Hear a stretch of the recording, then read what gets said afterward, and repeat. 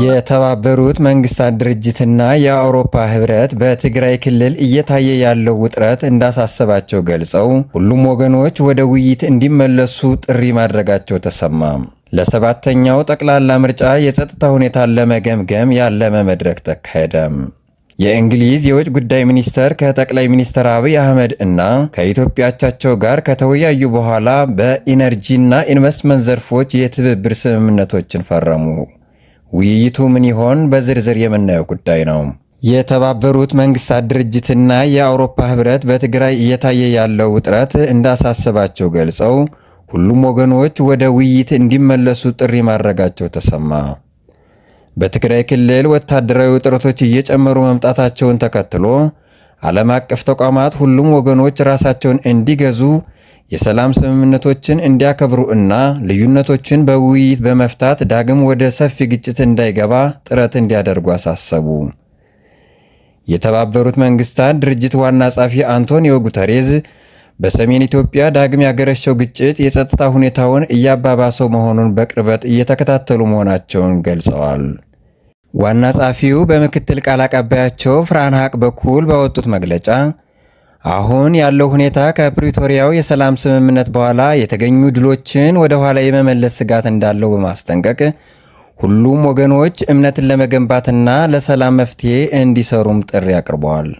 ዋና ጸሐፊው ግጭቱ በንጹሐን ዜጎች ላይ ሊያደርስ የሚችለው ጉዳት እና ወደ ሰፊ ጦርነት የመቀየር ዕድሉ በእጅጉ አሳስቧቸዋል ያለው መግለጫው የሰላም ስምምነቶችን ሙሉ በሙሉ መተግበርና ሰላም ለማጠናከር ከአፍሪካ ህብረት መሰል ቀጠናዊ አጋሮች ጋር መስራት አስፈላጊ መሆኑን አጽንኦት ሰጥቷል።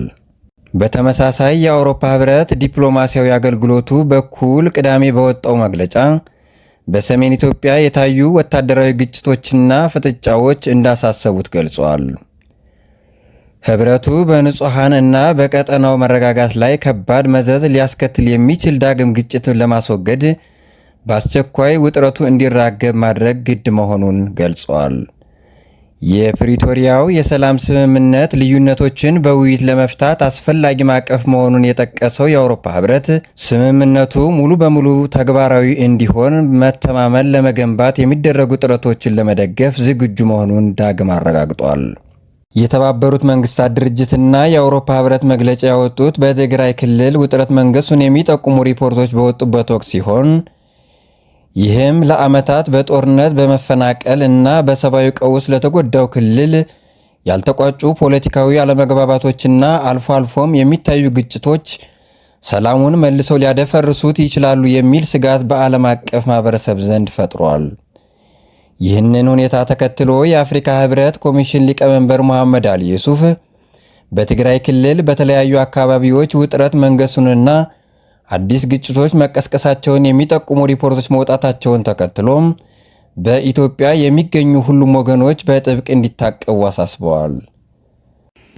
የአፍሪካ ህብረት ኮሚሽን ባለፈው ሳምንት አርብ ባወጣው መግለጫ ሊቀመንበሩ በትግራይ ያለውን ሁኔታ በቅርበት እየተከታተሉ መሆናቸውንና በቅርብ ጊዜ የታዩ ክስተቶች ከፍተኛ ስጋት እንደፈጠሩባቸው አስታውቀዋል።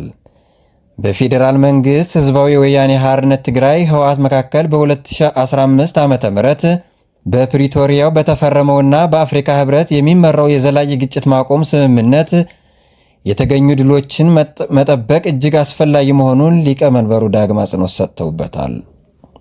በተመሳሳይ ሁኔታ ጥር 21 ቀን 2018 ዓ.ም የአሜሪካ የተወካዮች ምክር ቤት የውጭ ጉዳይ ኮሚቴ አባል ግሪጎሪ ደብሊው ሚክስ በትግራይ ዳግም የተቀሰቀሰው ግጭት ኢትዮጵያን ወደ እርስ በርስ ጦርነት የመመለስ በሚሊዮን የሚቆጠሩ ሰዎችን ህይወት አደጋ ላይ ይመጣል፣ ህዝባዊ ቀውስን የማባባስና ቀጠናውን የመበጥበጥ ስጋት እንዳለው ማሳሰባቸው አይዘነጋም። ወደ ጥቃት መመለስ ለማንም ወገን የሚጠቅም አይደለም ያሉት ሚክስም ሁሉም ወገኖች ግጭቱን በአስቸኳይ እንዲያቆሙና የሰብአዊ ድጋፍ ሰጪ ድርጅቶች እርዳታ ፈላጊዎች ዘንድ እንዲደርሱ ያልተገደበ መንገድ እንዲፈቀድላቸው ጥሪ አቅርበዋል። በመጪው ሰኔ ወር የታቀደው ምርጫ ተአማኒነት ባለው መልኩ እንዲካሄድ የ2015ቱ የሰላም ስምምነት ሙሉ በሙሉ ተግባራዊ መሆን አስፈላጊ መሆኑን አሳስበዋል። ኢትዮጵያ የተጋረጡባት ፖለቲካዊ ችግሮች በጦር ሜዳ ሊፈቱ እንደማይችሉ የጠቀሱት ሚክስ ዲፕሎማሲ፣ ነፃና ፍትሐዊ ምርጫ ለሀገሪቱ ዘላቂ የወደፊት ጉዞ ብቸኛ አማራጭ መሆኑን ገልጸዋል። ዳግም ያገረሹት ግጭቶች ከፕሪቶሪያው ስምምነት በኋላ ሲደረጉ የነበሩ የማረጋጋት ጥረቶችን ወደ ኋላ የሚመልሱ እንቅፋቶች ሆነዋል። የሰብአዊ መብት ተሟጋችና ዓለም አቀፍ አጋሮችም ውጥረት እንዲረግብና ወደ ውይይት እንዲመለሱ ግፊት እያደረጉ ይገኛሉ። ህዝባዊ ወያኔ ሓርነት ትግራይ ህወሓት የአፍሪካ ህብረት ኮሚሽን ሊቀመንበር መሐመድ አሊ ዩሱፍ ሁሉም ወገኖች ራሳቸውን እንዲገዙ ያቀረቡትን ጥሪ መቀበሉ የተዘገበ ሲሆን ከፌዴራል መንግስት ጋር ያሉ ያልተቋጩ ጉዳዮችን ለመፍታት ብቸኛ አማራጭ ውይይት መሆኑን ዳግም አረጋግጠዋል።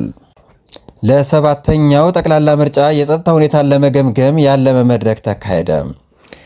ለሰባተኛው ጠቅላላ ምርጫ በክልሎችና ከተማ አስተዳደሮች ያለውን የጸጥታ ሁኔታ ለመገምገም ያለመ መድረክ ተካሂዷል። መድረኩ የኢትዮጵያ ብሔራዊ ምርጫ ቦርድ ከባለድርሻዎቹ ጋር የጸጥታ ጉዳዮች ላይ ለመምከር ያዘጋጀው መሆኑን ተመልክቷል። በመድረኩ የአዲስ አበባ ከተማ አስተዳደር ከንቲባ አዳነች አቤቤን ጨምሮ የክልል ርዕሳነ መስተዳድሮች፣ የጸጥታ አካላትና የፖለቲካ ፓርቲ አመራሮች ተገኝተዋል። የቦርዱ ሰብሳቢ ሜላትወርቅ ኃይሉ በዚህ ወቅት እንዳሉት ምርጫ ቦርዱ ባወጣው የጊዜ ሰሌዳ መሰረት የተለያዩ ተግባራትን እያከናወነ ይገኛል። በዚህም ከጥር 1 ጀምሮ እስከ የካቲት 1 ቀን 2018 ዓ.ም በሚቆየው የእጩዎች ምዝገባ እስካሁን 41 በተናጠል እና 15 በ3 የተለያዩ ጥምረቶች የቀረቡ ፓርቲዎች እጩዎቻቸውን በመመዝገብ ላይ መሆናቸውን ጠቁመዋል። ምርጫው በሚደረግባቸው አካባቢዎች ያለውን የጸጥታ ሁኔታ በአረንጓዴ፣ ቢጫና ቀይ የተለየ ሲሆን በመድረኩ እነዚህ የጸጥታ ሪፖርቶች ቀርበው ከባለድርሻ አካላት ግብዓት ይሰጥባቸዋል ሲሉ ተናግረዋል። የጸጥታ ሁኔታ ተለዋጭ እንደመሆኑ በአንድ መድረክ ብቻ እንደማይቋጭ የጠቀሱት ሰብሳቢዋ በየጊዜው በሚኖሩ አዳዲስ ሁኔታዎች ተመስርቶ ለምርጫው የሚደረገው ዝግጅት እንደሚቀጥል መናገራቸው የዘገበው ፋና ሚዲያ ኮርፖሬሽን ነው። ቀደም ሲል ቦርዱ የዘንድሮ ጠቅላላ ምርጫ ድምፅ መስጫ ቀን ባሳወቀው መድረክ ላይ ለምርጫው አስቻይ ሁኔታ ስለመኖሩ ተጠይቀው ማብራሪያ የሰጡት የቦርዱ ዋና ሰብሳቢ ወይዘሮ መላትወርቅ ኃይሉ አስቻይ ሁኔታ በአንድ ቀን፣ በ3 ቀን፣ በ5 ቀን የሚሰራ አይደለም፣ ቀጣይነት ያለውና እስከ ምርጫ ዕለት ድረስ የሚከናወን ስራ ነው ማለታቸው የሚታወስ ነው። የጸጥታ ሁኔታ ብቻ ለመሆኑን የገለጹት ሰብሳቢዋ መሬት ላይ ያለው ፖለቲካ ምህዳርን እንደሚያካትት ገልጸዋል። በዚህም ፓርቲዎች እንደ ልባቸው ይንቀሳቀሳሉ ወይ የሚለውም ላይ ቦርዱ ዕለት ዕለት እየሰራበት መሆኑን አጽንኦት ሰጥተዋል። የእንግሊዝ የውጭ ጉዳይ ሚኒስተር ከጠቅላይ ሚኒስተር አብይ አህመድ እና ከኢትዮጵያ አቻቸው ጋር ከተወያዩ በኋላ በኢነርጂ እና የኢንቨስትመንት ዘርፎች የትብብር ስምምነቶችን ፈረሙ። የእንግሊዝ የውጭ ጉዳይ ሚኒስተር ኤቤት ኩፐር በአዲስ አበባ ይፋዊ ስራ ጉብኝት ያደረጉ ሲሆን ከጠቅላይ ሚኒስተር አብይ አህመድ እና ከውጭ ጉዳይ ሚኒስተር ጌዲዮን ጢሞቴዎስ ጋር ተወያይተዋል። ጉብኝቱ በኢትዮጵያና በዩናይትድ ኪንግደም መካከል በኢነርጂና ኢንቨስትመንት ዘርፎች የትብብር ስምምነቶች በመፈረም ተጠናቋል። ጠቅላይ ሚኒስተር አብይ ከኩፐር ጋር ያደረጉት ውይይት በሁለትዮሽና ቀጠናዊ የጋራ ጉዳዮች ላይ ያተኮረ መሆኑን ገልጸዋል። በጉብኝቱ ወቅት ሁለቱ ወገኖች በኢትዮጵያ ኢንቨስትመንት አማካሪ ተቋም ስር በመንግስት ኢንቨስትመንትና የሀብት አስተዳደር ዙሪያ የቴክኒክ ትብብር ለማድረግ የሚያስችል የመግባቢያ ሰነድ መፈራረማቸው ተመላክቷል። በተጨማሪም ሁለት ዋና ዋና የኃይል ማስተላለፊያ ፕሮጀክቶች ማለትም የሁርሳ አይሻ 400 ኪሎ ቮልት እና የደሃበር ቀብሪ ዳሃር 132 ኪሎ ቮልት የኃይል ማስተላለፊያ ፕሮጀክቶች በጋራ ለማልማት የሚያስችል ስምምነት ተፈራርመዋል። እነዚህ ፕሮጀክቶች የኢትዮጵያን የኃይል ማስተላለፊያ መረብ ለማጠናከርና የረጅም ጊዜ የመሰረተ ልማት ግንባታ ለመደገፍ የታለሙ ናቸው ተብሏል። በሌላ በኩል የውጭ ጉዳይ ሚኒስተር ጌዲዮን ጢሞቴዎስ ከኩፐር ጋር በጽህፈት ቤታቸው ተገናኝተው ተወያይተዋል። የውጭ ጉዳይ ሚኒስተር እንዳስታወቀው ሁለቱ የሥራ ኃላፊዎች በሀገሪቱ መካከል ስላለው ጠንካራና ዘመን ተሻጋሪ የሁለትዮሽ ግንኙነት መክረዋል። ውይይቱ ግንኙነቱን ወደ አዲስ ደረጃ የማሸጋገር አስፈላጊነት ያጎላ ሲሆን ቀጠናዊ የሰላምና የጸጥታ ጉዳዮችም ተነስተዋል። ይህ ጉብኝት የተከናወነው ኢትዮጵያ ካለፉት ጥቂት ሳምንታት ወዲህ የቻይና፣ ጀርመን፣ ጃፓንና የአሜሪካ ከፍተኛ ባለስልጣናት ባስተናገደችበትና ዲፕሎማሲያዊ ግንኙነት በጨመረችበት ወቅት ነው።